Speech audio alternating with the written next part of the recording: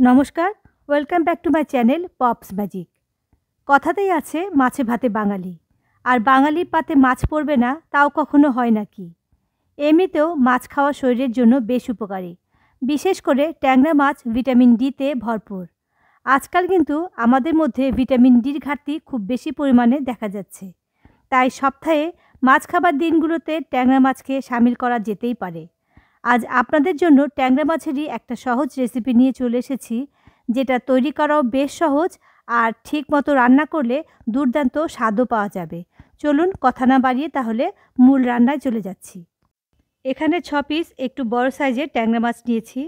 মাছগুলো বাজার থেকে আনার পর হালকা গরম জল দিয়ে আমি বেশ কয়েকবার ভালো করে ধুয়ে নিয়েছি। এভাবে গরম জল দিয়ে মাছগুলো ধুলে মাছের ভেতর যে একটা আঠালো ভাব আছে সেটা চলে যায়। এবার মাছে দিয়ে দিলাম স্বাদ মতো নুন, হলুদ আর অল্প একটু আটা। ভালো করে সব কিছু মাছের সাথে মেখে মাছগুলো আমি 10 মিনিট রেখে দেব। এভাবে একটু আটা দিয়ে মাছগুলো মেখে রাখলে মাছগুলো তেলে ভাজার সময় আর ফাটবে না। অনেকে আবার কাঁচা সর্ষে তেলও ব্যবহার করে থাকেন। গ্যাসে একটা কড়াই বসিয়ে আমি সর্ষে তেল ভালোভাবে গরম করে নিচ্ছি।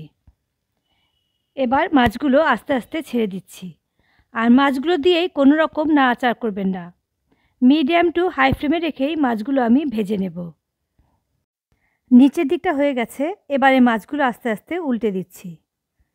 খুব বেশি কড়া করে কিন্তু মাছ ভাজবো না, কারণ ট্যাংরা মাছ বেশি কড়া করে ভাজলে সেটা ভালো লাগে না। তাছাড়া ঝোলের কোনো মাছই বেশি কড়া করে ভাজলে তার স্বাদটা ঠিক ভালো আসে না। মাছগুলো এরকম লাল করে ভেজে নিয়েছি, এবারে এগুলোকে তুলে নিচ্ছি। মাছ ভাজার তেলে দিয়ে দিলাম 8-10টা ডালের বড়ি।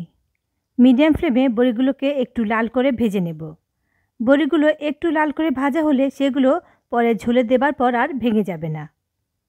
দেখুন বড়িগুলো ভাজা হয়ে গেছে, এবারে এগুলোকে নামিয়ে নিচ্ছি। এখন ওই তেলের মধ্যে দিয়ে দিলাম 2টো আলু এভাবে লম্বা করে কেটে। দিচ্ছি স্বাদ মতো নুন আর হলুদ। নুন হলুদ ভালোভাবে নাড়াচাড়া করে আলুর সাথে মিশিয়ে দেব। তারপর গ্যাসের ফ্লেম লো করে আলুগুলোকে আমি ভেজে নেব। ঢাকনাটা এখন তুলে নিচ্ছি। আলুগুলোর গায়ে কিন্তু হালকা একটা লাল রং চলে এসেছে, তবে আলুগুলো কিন্তু এখনও শক্ত আছে। আমি এবারে তুলে নেব আলুগুলো। পরে যখন মশলা কষাবো তখন আলুগুলো দিয়ে ভালোভাবে সবটা সেদ্ধ করে নেব। কড়াইতে আর একটু সর্ষের তেল দিয়ে দিলাম। তেল গরম হয়ে গেছে, এবারে একটু বড় বড় লম্বা করে কাটা 8-10 টুকরো বেগুন দিয়ে দিচ্ছি। দিচ্ছি স্বাদ মতো নুন, হলুদ। ভালোভাবে নুন হলুদ মিশিয়ে আমি গ্যাসের ফ্লেম লো করে বেগুনগুলোকে এখন ভেজে নেব। বেগুনটা ভাজা হতে হতে আমি একটা মশলা রেডি করে নেব। এই জন্য একটা বলে দিয়ে দিলাম 1 চা চামচ জিরে বাটা, 1/2 চা চামচ কালো জিরে বাটা আর 1/4 চা চামচ সাদা সর্ষে বাটা। সবগুলো কিন্তু আমি এখানে বাটা মশলা ব্যবহার করেছি। দিচ্ছি 1 চা চামচ লাল লঙ্কার গুঁড়ো, 1/2 চা চামচ হলুদের গুঁড়ো আর স্বাদ মতো নুন। জল দিয়ে গুলে আমি মশলাটা রেডি করে রাখছি।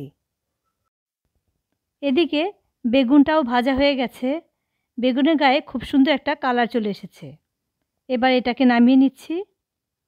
কড়াইতে আর একটু সর্ষের তেল আমি গরম করে নেব। তেল গরম হয়ে গেছে, দিয়ে দিচ্ছি 1/4 চা চামচ কালো জিরে আর 3-4টে কাঁচা লঙ্কা ফোড়ন।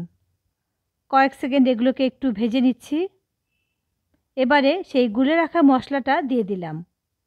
মিডিয়াম ফ্লেমে মশলাটাকে ভালো করে কষাতে হবে যতক্ষণ পর্যন্ত না মশলার কাঁচা গন্ধটা চলে যাচ্ছে।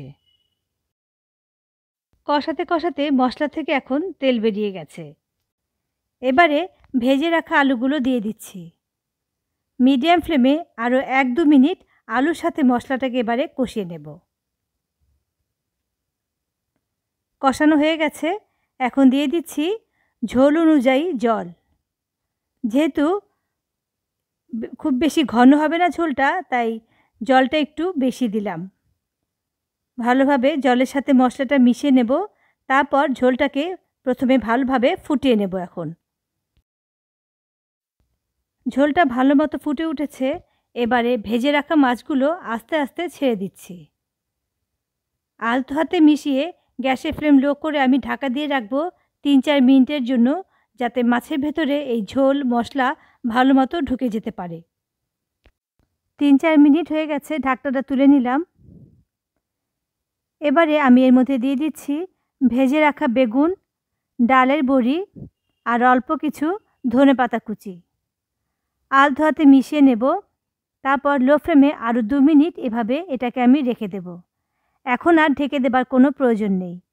তবে যারা একটু পছন্দ করেন তারা স্বাদের জন্য সামান্য চিনি এর মধ্যে দিতে পারেন। রান্না হয়ে গেছে, নুনটা আরেকবার চেক করে নেবেন। এবারে গ্যাসের ফ্লেম আমি অফ করে দিচ্ছি।